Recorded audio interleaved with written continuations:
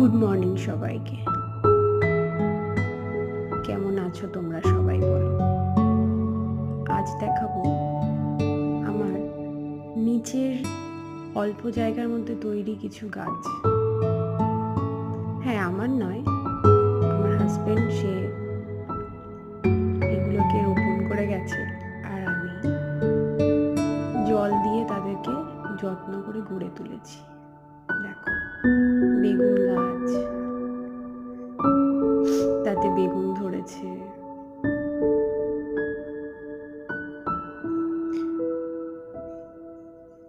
tomato গাছও আছে, তাতে টমেটো ধরেছে,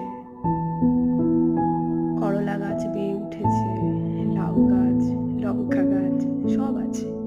কর্তামশাই গাছপালা লাগাতে এত ভালোবাসে,